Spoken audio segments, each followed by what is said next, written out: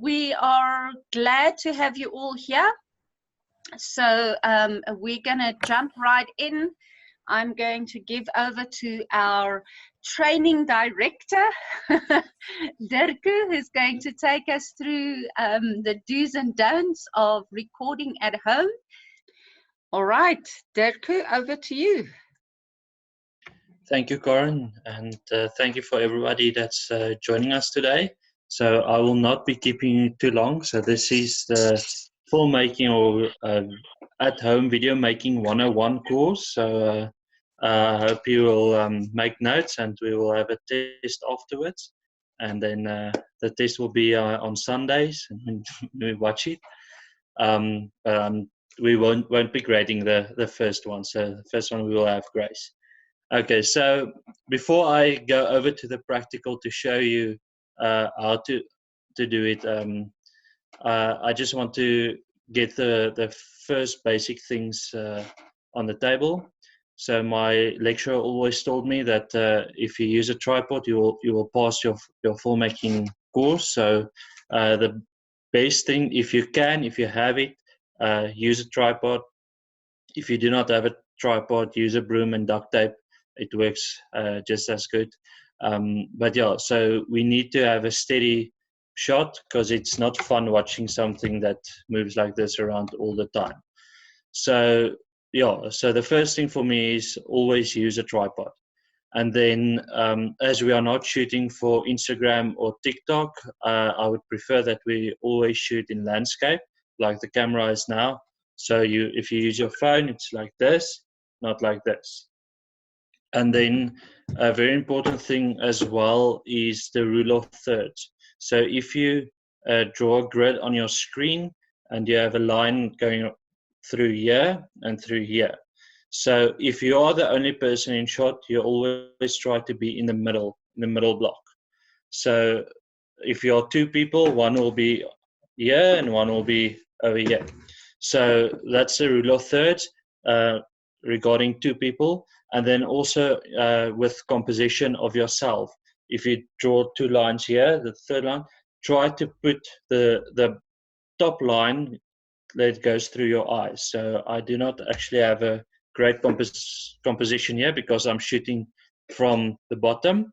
And that's another thing. If you want to hide your double chin, try shooting from higher, lift your camera, or at least at eye level. So I will show you now. I tried my best to build a tower here for my laptop so that I can show you what I mean with all of this. Then when it comes to lighting, so at the moment I am only using natural light. So I have a window right in front of me, but as I'm very black and white, I am reflecting a lot of light. So direct light isn't always the best thing. So try to get as much natural light as you can, but not direct sunlight. So is there any questions regarding what I've just said? So before I go over to the practical. I think from my side, not a question, maybe more a statement, is that I have built a tripod using books and then just something to prop your camera up on the back end as well. Yes, so I'm going to move over to my tower that I built with using my ironing board, a crate, and a bunch of boxes, just to get a higher angle. So you will see there's the ceiling behind me there. So when you do your composition, it's not just about yourself in the shot, but what's behind you as well. So I will try to get out that line there and that line there. So I would move it like this, and then I'm moving back. So also when you shoot, try to have a clear background. So as if there's a portrait or something that you can move, take it down, or try just to move yourself. Do not stand so close to the wall that there's a shadow behind you. Always just take us one step forward or even 2. And the closer you are to your camera or your camera's mic, the better your sound will be. The less of the room sound you will pick up, and if there's dogs barking, so it won't be as bothering as when you are far away. I don't know if you can hear in the sound how much it differs when I just move one step away from the camera. So yeah, with regarding the rule of thirds, we call this part headspace.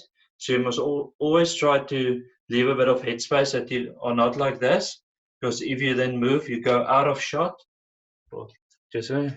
So we don't want to see shots like this, or like this even. So just a little bit of headspace. So if you're 2 people, if it's a dialogue that's been cut and it's just you on camera, you would turn to where the third line, one of the first line is, and then you would position your body towards the person you are speaking, even if it's just you on camera. This we call looking space or talking space. So it's weird if you have a dialogue and you have 2 shots with one person in the center of the shot. So we do just on a rule of thirds, and then you talk to the person, and then they will be on this side talking to that side. So that's how we shoot dialogue. So if you cannot use natural light, try to get at least 3 light sources. If you have a nice bright light that's coming from the top, try to position yourself so that it's behind you. So we call it the halo effect. So it lights you from behind. Then you can, if you have 2 lamps, you can position them on either side of the camera. If you do not have a light that is above you, like I don't have any ceiling lights, I just have wall lights. So then I would suggest get one light that's not too bright in front of you, and then another light or 2 lights if you can next to you and just a little bit behind you. So that would light you from behind, and it will light your background, and it will just give a little bit of 3D effect so that you don't blend into the background. So we call it 3-point lighting. So is there any questions regarding lighting and composition?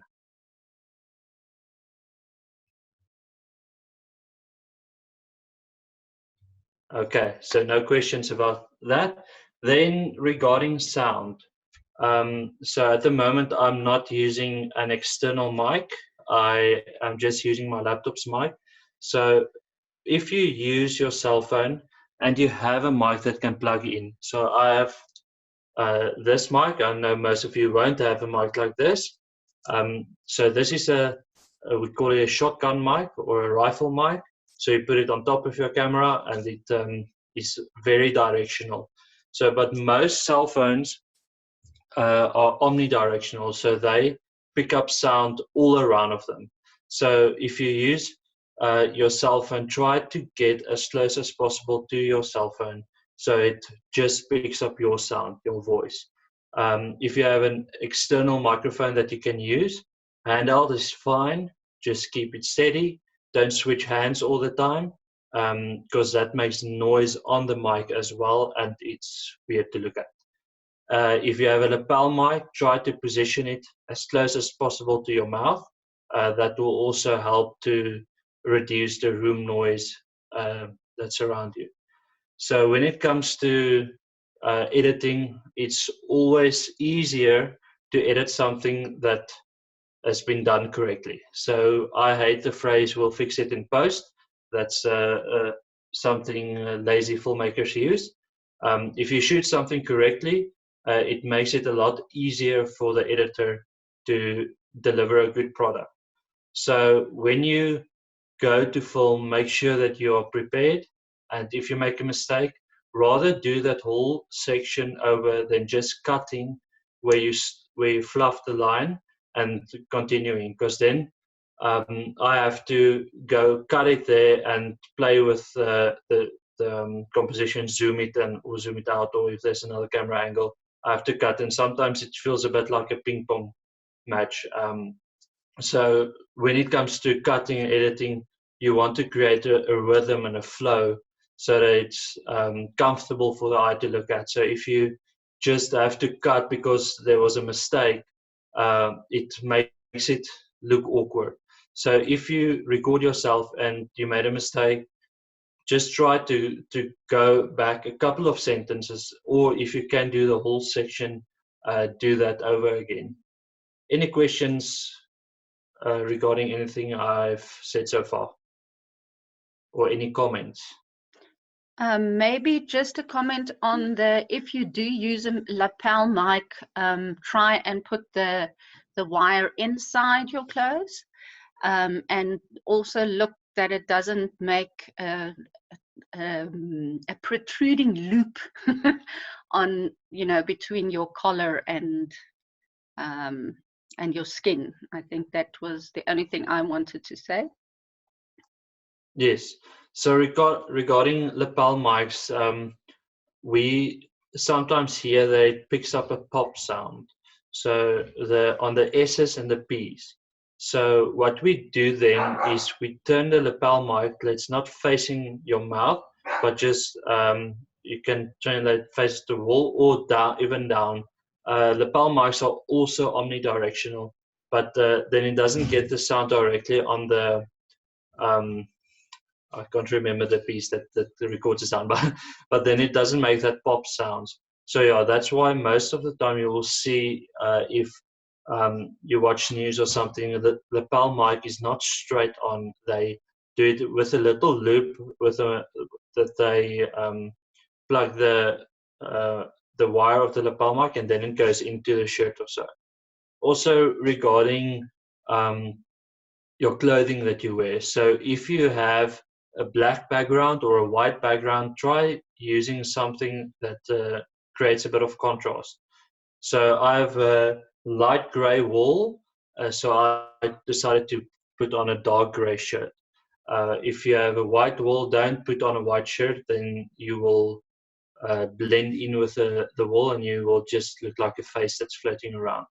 So always try to wear something that you are comfortable in, but try to avoid check patterns or even vertical lines. Horizontal lines are fine, but as I've been told, horizontal lines can make you look wider.